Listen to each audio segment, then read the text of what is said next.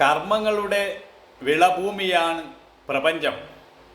നമ്മൾ വിതയ്ക്കുന്നതാണ് നമ്മൾ കൊയ്യുന്നത്. നമ്മൾ സ്നേഹത്തിൻ്റെ വിത്താണ് വിതയ്ക്കുന്നതെങ്കിൽ നമുക്ക് ശാന്തിയും സമാധാനവും കൊയ്യാൻ സാധിക്കും. നമ്മൾ വിദ്വേഷത്തിൻ്റെ വിത്താണ് വിതയ്ക്കുന്നതെങ്കിൽ അശാന്തിയും അസംതൃപ്തിയുമായിരിക്കും നമുക്ക് കൈവരിക. ഈ പ്രപഞ്ചം എന്ന് പറയുന്നത് ഒരു കണ്ണാടി പോലെയാണ്. നമ്മൾ എന്താണോ ചെയ്യുന്നത് അതായിരിക്കും നമുക്ക് തിരിച്ച് പ്രതിഫലിക്കുക. നമ്മൾ കാറ്റിനെതിരെ എറിയുന്ന പൊടിമണ്ണെല്ലാം നമ്മുടെ മേൽ തന്നെ വന്ന് പതിക്കുന്നത് പോലെ നമ്മുടെ ദുഷ്പ്രവൃത്തിയും സത്പ്രവൃത്തിയും നമുക്ക് ശാന്തിയോ അശാന്തിയോ വരുത്തുന്നു. നമ്മൾ എങ്ങനെയെങ്കിലും പണമുണ്ടാക്കി ശാന്തിയോടും സമാധാനത്തോടും ജീവിക്കാമെന്ന് വെച്ചാൽ അത് നടക്കില്ല.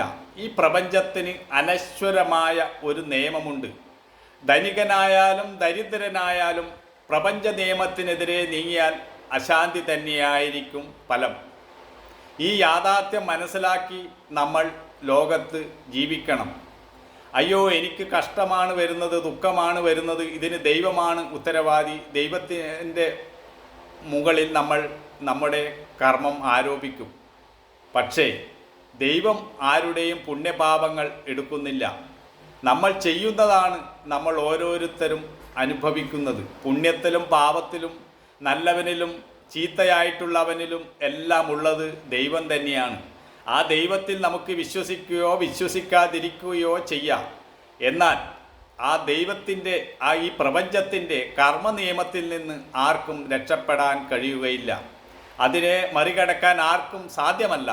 അത് മനസ്സിലാക്കി നമ്മുടെ കർമ്മത്തിലാണ് നമ്മൾ ശ്രദ്ധിക്കേണ്ടത്. തൻ്റെ പ്രവൃത്തി മറ്റുള്ളവർക്ക് യാതൊരു അശാന്തിയും വരുത്താതിരിക്കാൻ ശ്രദ്ധിക്കേണ്ടത് നമ്മുടെ കടമയാണ്. ഇല്ലെങ്കിൽ നമുക്കും അശാന്തി തന്നെ വന്നു ചേരും. പിന്നെ ദൈവത്തെ പഴിച്ചിട്ടോ ജാതകത്തെ ശപിച്ചിട്ടോ ഒന്നും കാര്യമില്ല. ഈ യാഥാർത്ഥ്യം മനസ്സിലാക്കി നമ്മൾ ഈ ലോകത്ത് ജീവിക്കണം.